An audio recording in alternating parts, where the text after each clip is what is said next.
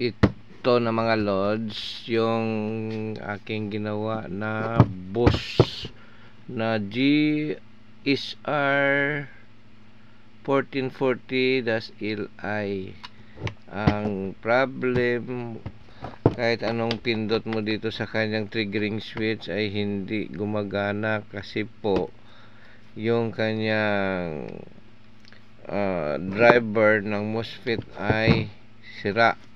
Ngayon ang ginawa natin, tinanggal ang MOSFET at saka binaypass natin yung drain at yung source ay in jumper ko na or pinagsama ko na para at makatawid yung negative papunta sa switch, at yung switch naman yung magdadrive ng ating motor, at meron naman siyang reverse at meron naman siyang high at low. So dahil original siya, maganda siya gamitin.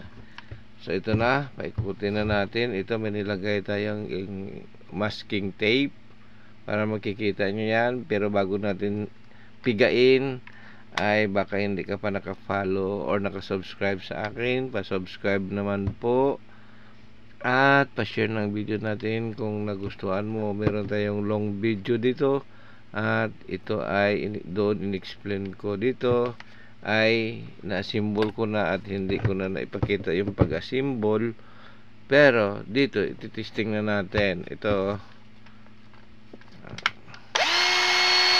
lagay natin sa high speed o sa low speed. Lagay natin sa high speed,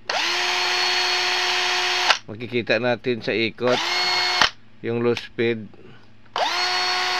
ang high speed at ang reverse, ang low speed ng reverse.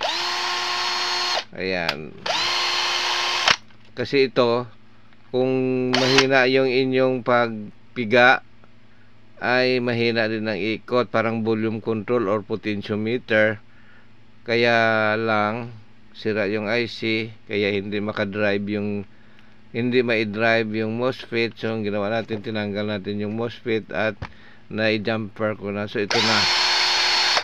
At maraming salamat sa support at sa mga baguhan dyan na magsusubscribe sa atin. Shout out sa inyong lahat at maraming salamat sa inyong pag-share at panood ng aking mga video. Mabuhay po and God bless.